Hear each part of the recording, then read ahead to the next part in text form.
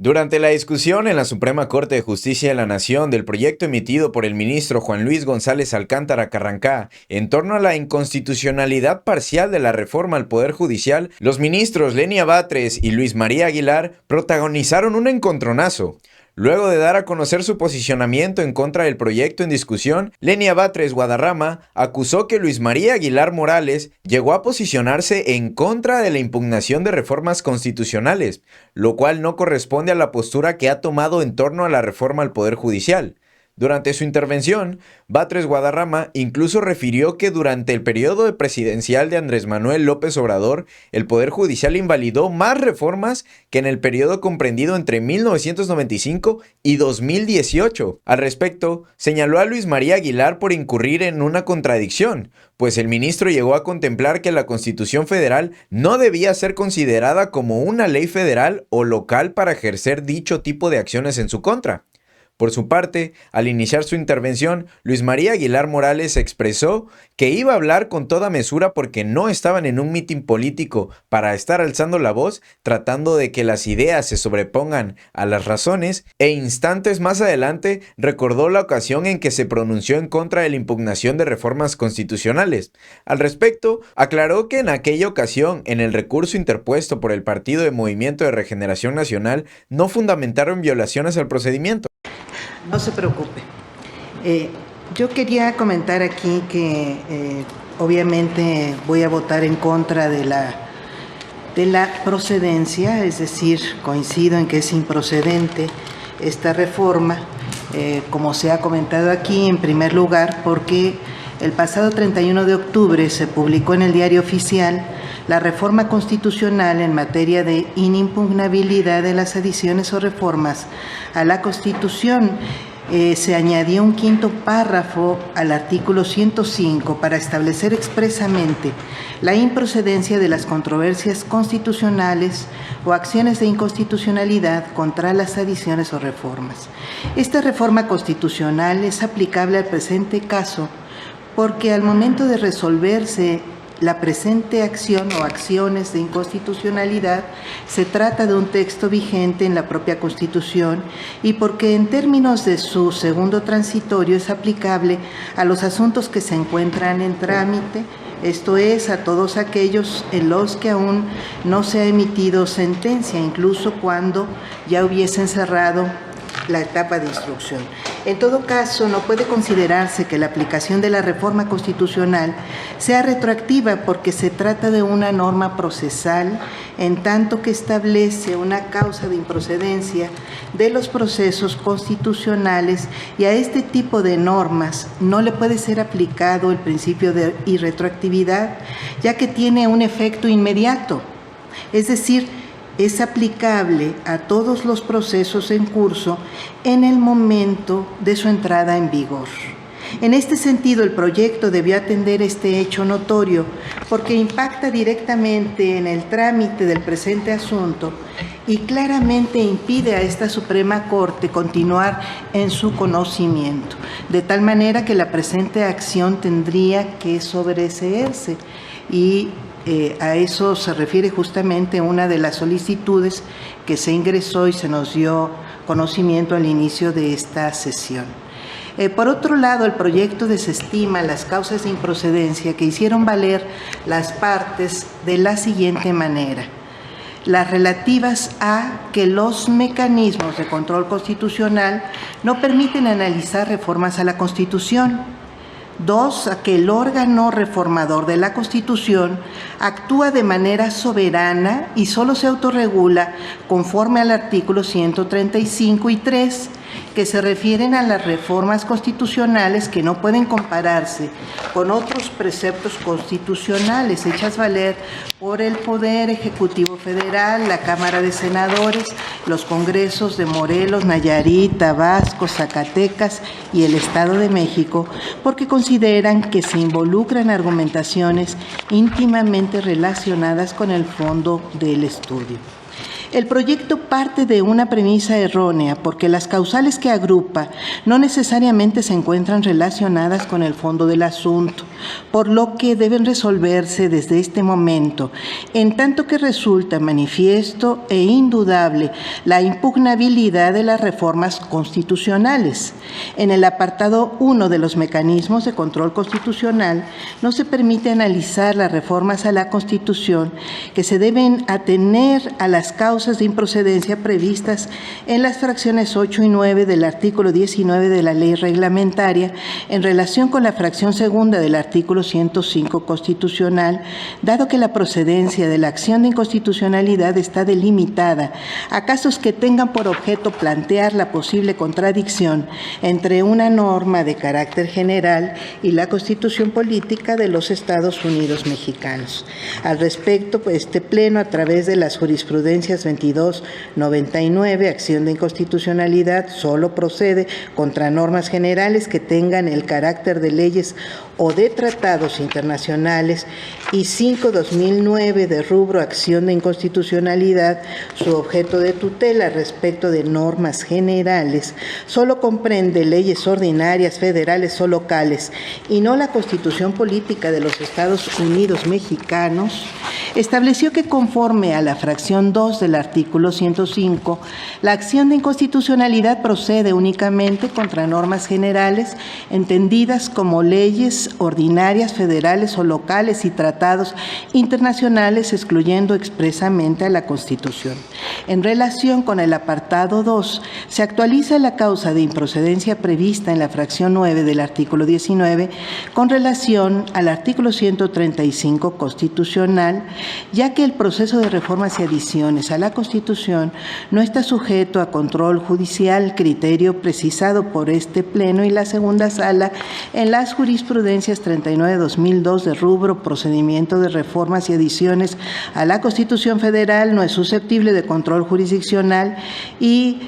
3/2014 de rubro control de constitucionalidad no puede realizarse respecto de los preceptos de la Constitución política de los Estados Unidos mexicanos, en las cuales se precisó que las normas constitucionales son la base de todo orden jurídico, por lo que están exentas de cualquier control jurisdiccional. En relación con el apartado 3, es fundada la causa de improcedencia prevista en la fracción 9 del artículo 19 en concordancia con los artículos 133 y 135 de la Constitución, dado que esta es la norma válida y unifica el orden jurídico de tal manera que no puede considerarse inconstitucional ni someterse a control constitucional, pues es la base que cuestiona todas las normas del Estado mexicano. Asimismo, el artículo 135 no establece ninguna restricción al órgano reformador para modificar la Constitución política de los Estados Unidos mexicanos. La Suprema Corte ha sostenido que las acciones de inconstitucionalidad solo proceden contra normas generales, como leyes federales y locales y tratados internacionales, no contra reformas constitucionales. Y ya hemos mencionado el conjunto de jurisprudencias que sostienen estos criterios. En el amparo indirecto 70/2014, promovido contra la reforma constitucional en materia energética y su recurso de revisión 467/2014, varios, se desechó por notoriamente improcedente. En otros criterios se ha determinado la improcedencia de las acciones por tratarse justamente de reformas o adiciones constitucionales. Las relativas a que los partidos políticos carecen de legitimación, me refiero a causas de improcedencia, hechas valer por los congresos de Quintana Roo y Guerrero, consideran que estos sí pueden impugnar la Constitución, en tanto que sus disposiciones pueden considerarse leyes federales en materia electoral. Este planteamiento también es erróneo porque la Constitución política de los Estados Unidos mexicanos no se puede equiparar a una ley ordinaria, ni se trata de un ordenamiento federal en materia electoral. En cuanto a las causales señaladas con relación a que es improcedente por no plantearse contra una norma electoral, ya que existe litispendencia, en tanto que el Estado de Guanajuato promovió la controversia constitucional 286/2024,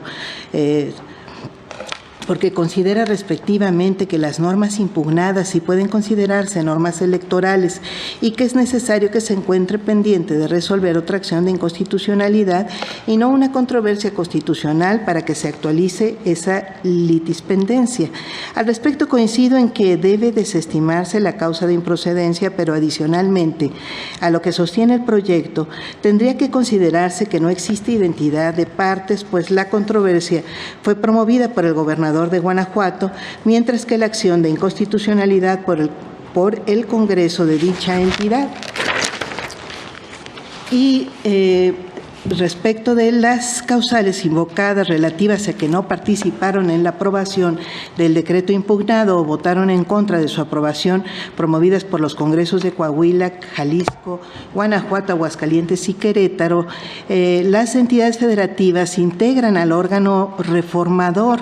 de tal manera que su votación a favor o en contra debió ser determinante para la aprobación del decreto de reformas constitucionales impugnado, y sus razones, a través de sus informes justificados rendidos, tendrían que ser consideradas con el mismo valor que la del resto de las entidades federativas notificadas. Por ello, considera dable brindarles la oportunidad de comparecer a este medio de regularidad constitucional a favor o en contra del decreto impugnado, para que puedan sostener la validez de sus actos en uno u otro sentido. Si bien coincido con el proyecto en el sentido de que se les debe dar oportunidad en esta vía a los congresos locales para que comparezcan, debe tomarse en cuenta también, en términos del artículo 64 de la ley reglamentaria en la materia, los informes que presenten que necesariamente tendrían que estar encaminados a sostener la validez de la norma impugnada o la improcedencia de la acción de inconstitucionalidad. De los precedentes citados, esta Suprema Corte determinó desechar por improcedentes las acciones de inconstitucionalidad promovidas en contra de reformas o adiciones a la Constitución. Por ejemplo, la 2-2001 y la 33-2001, promovidas contra la aprobación del Congreso Local de la Reforma Constitucional de 2001 en materia de derechos y cultura indígena. La 168-2007 y su acumulada 169-2007, promovida en contra de la reforma constitucional electoral de 2007, en las cuales algunas a través de los recursos de reclamación correspondientes decretó que la acción de inconstitucionalidad está limitada a normas de carácter general que tienen las características de leyes o tratados, por lo que resulta improcedente cuando se impugnan normas que no ostentan tal carácter como las normas constitucionales. Este criterio se sostuvo con base en las jurisprudencias 2299, 2399, 12999, 71-2000, 7-2007 y 9-2007. Otro ejemplo son las acciones de inconstitucionalidad 15-2016 y 17-2016, promovidas contra la reforma constitucional de la Ciudad de México, la reforma constitucional local de la Ciudad de México del 29 de enero de 2016. En estas, el ministro instructor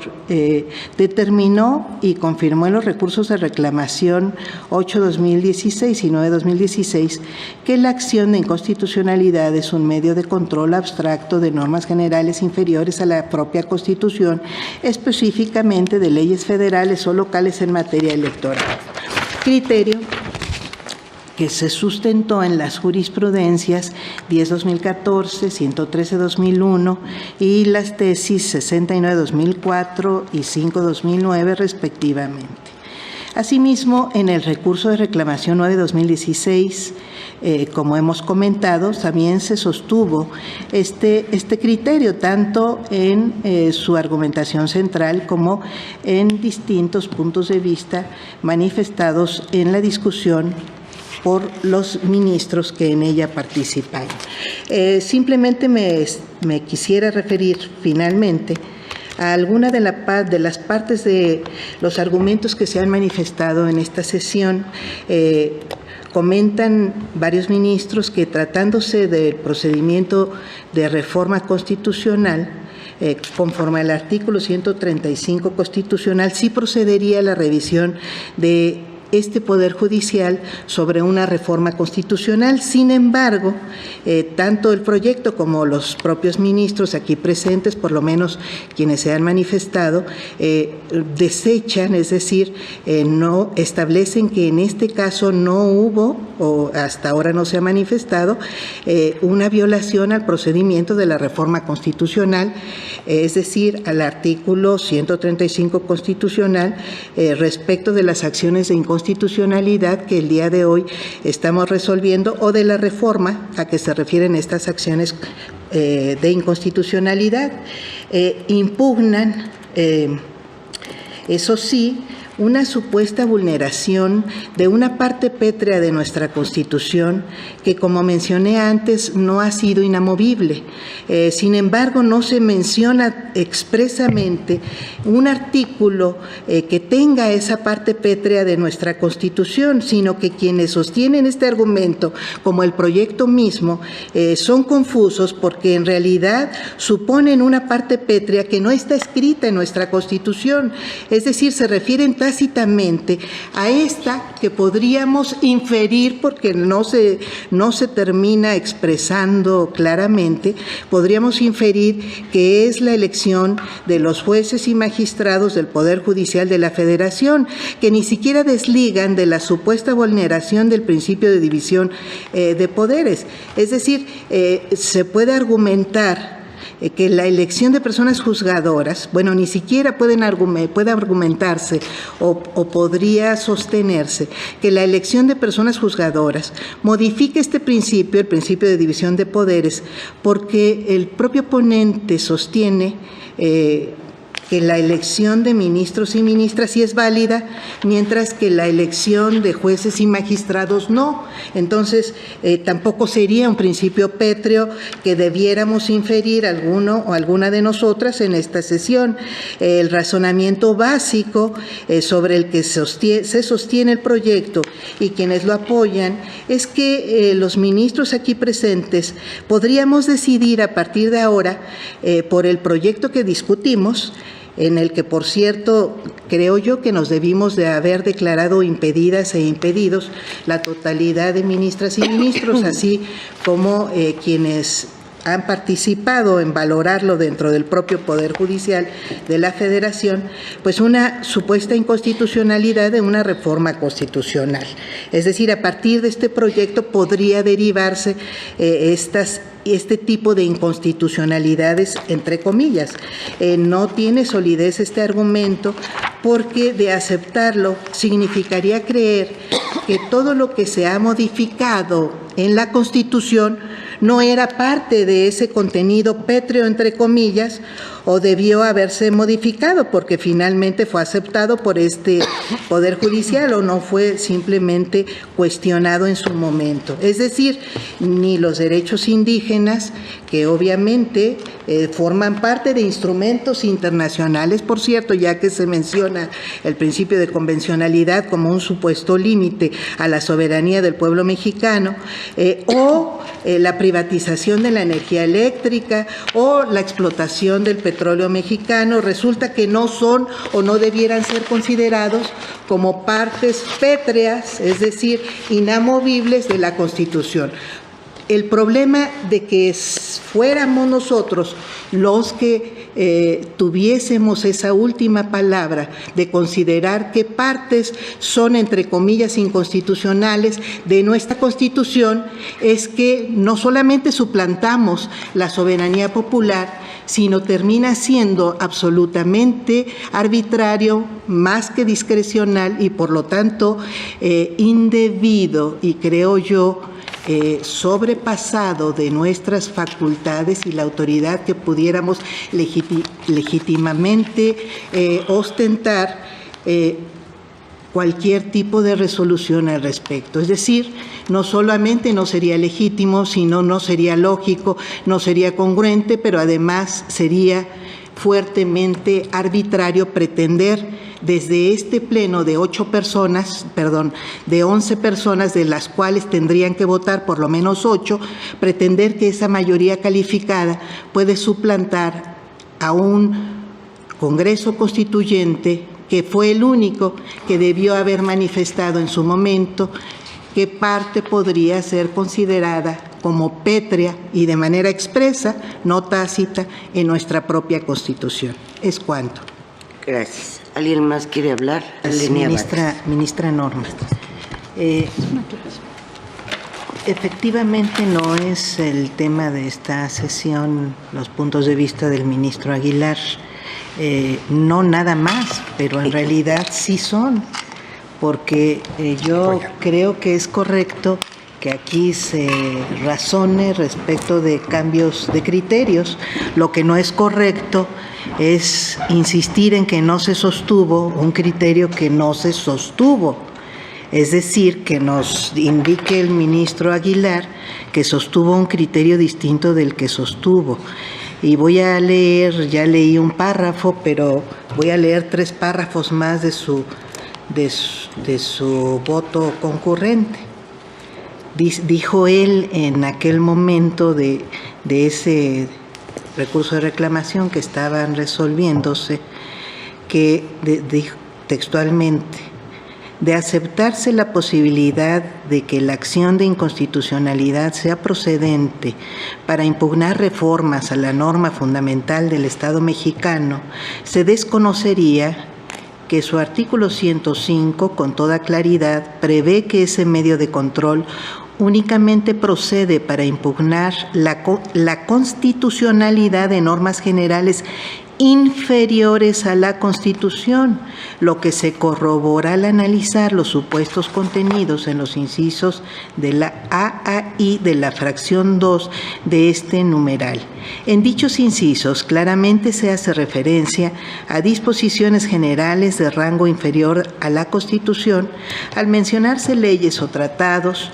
o, en el caso del inciso C, al regular la legitimación del presidente de la República por conducto del consejero jurídico del Gobierno a normas generales de carácter federal o local, conceptos que claramente excluyen las normas generales de la Constitución, al no tener un ámbito federal o local ni material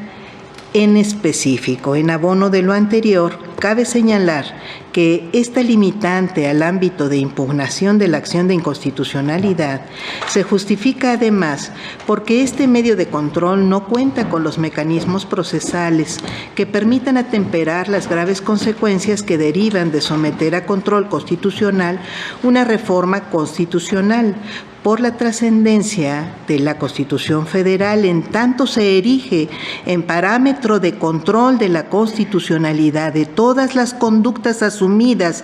por quienes se sujetan al orden jurídico del Estado mexicano. Un medio de control de este tipo de actos requeriría de regulación que atendiera a esa particularidad y, por ende, permitiera la impugnación de una reforma constitucional antes de que entrara en vigor, bien fuera con motivo de su aprobación por el Congreso de la Unión,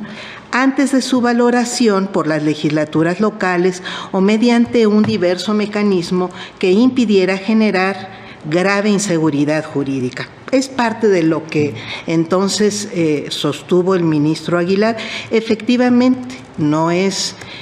lo único su posición que estaría en este momento a revisión, pero parte de los argumentos por los cuales justamente se aprobó la reforma al Poder Judicial tiene que ver con este elemento de publicidad y de rendición de cuentas a que estamos obligadas y obligados los ministros, los jueces, los magistrados, las ministras, las juezas, las magistradas del Poder Judicial.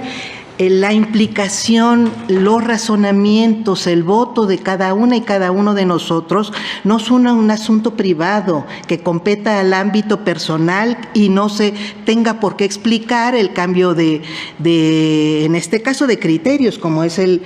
que está sosteniendo el ministro Lainez, que en todo caso sostiene que está cambiando su criterio. Y es más, nos dice que por el contexto político está cambiando su criterio, lo cual justamente es parte de lo que hemos sostenido aquí. Hay cambios de criterio jurídico conforme al contexto político, social de nuestro país. Bueno, él nos viene y nos confirma esta circunstancia. Eso yo creo que debería aceptarse en los demás casos, como el del ministro Aguilar, que quiere poner a discusión temas que de verdad no son motivo de este pleno. En algún momento se refirió incluso a adjetivos que no tenían ningún carácter de interés de este pleno, pero no es capaz de aceptar que está cambiando su criterio. Por lo demás, yo sostengo que es incoherente que el Pleno de esta Corte pretenda analizar los límites formales y materiales a los que se supone se encuentra sujeto el órgano reformador de la Constitución, sin reconocer efectivamente nuestros propios límites competenciales impuestos explícitamente en la Constitución, con lo que incumpliríamos o incumplimos con esta pretensión la máxima de derecho que establece que mientras los particulares pueden hacer todo lo que no les está expresamente prohibido, las autoridades podemos hacer lo que nos está expresamente permitido, únicamente ello. Queremos alterarlo y esta Suprema Corte, en caso de que lo consintiéramos, pues no tendría y no tendríamos parámetro para establecer un asidero constitucional para conocer de un proceso cierto que, de acuerdo con la propia Constitución, no fue diseñado para impugnar normas constitucionales. Esta responsabilidad que le confiere la Constitución a la Suprema Corte para ejercer de manera exclusiva el control de constitucionalidad de actos y normas generales está vinculada necesariamente con un ejercicio estricto de las atribuciones que la propia Constitución nos asigna. De otro modo, si la Suprema Corte se arrogara competencias que no tiene y facultades que ni el constituyente ni el órgano reformador nos han conferido, violaríamos los principios de supremacía constitucional, división de poderes, Estado constitucional de derecho y lesionaríamos gravemente los fundamentos de la República. Creo que no podemos permitirlo. Es cuanto. Gracias. Ministra Esquivel. Nada más agradecer al ministro Lainez que reconozca que está cambiando de criterio en esta nueva reflexión, aunque se enoje, pero qué bueno que no es esclavo de sus propias palabras. Nada más esa aclaración. Gracias. Claro. Ministra, ya puede. Ya podemos regresar a discutir el asunto. Creo que ya estamos todos muy cansados. Ministra Presidenta, a mí me gustaría mucho hacerle una pregunta al ministro Gutiérrez Ortiz Mena, Alfredo Gutiérrez Ortiz Mena,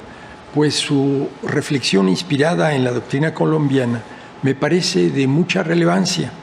Y mi pregunta sencillamente es la siguiente. ¿Su teoría de la sustitución le permite analizar los vicios sustantivos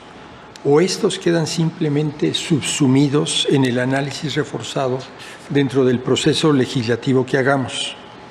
Entiendo que para usted el fondo se analizan los efectos de la procedencia para ver si hay una sustitución o no. Sin embargo, ya en el fondo, usted reduce la competencia de este Tribunal Pleno al análisis, considero muy reforzado, del proceso legislativo. ¿Entendí bien su planteamiento? Ministro Gutiérrez. Gracias, ministra presidenta. Yo creo que sí, pero me gustaría esperar al próximo apartado para hacer mi presentación. Simplemente aquí, con la disciplina que he estado tratando de mantener de los asuntos, estamos hablando de la procedencia. En el próximo apartado hablaremos de los vicios de forma y luego hablaremos de los vicios de fondo. No me gustaría adelantar la discusión. Creo que ya se ha hecho suficiente y por respeto a los demás compañeros prefiero ceñirme a la discusión del momento. Gracias. Gracias. ¿Ministra? Ministro. Brevísimamente, señora ministra, solo quiero desde luego agradecer cumplida y totalmente a la señora ministra Tenia Batres que me haya hecho resaltar en tantas opiniones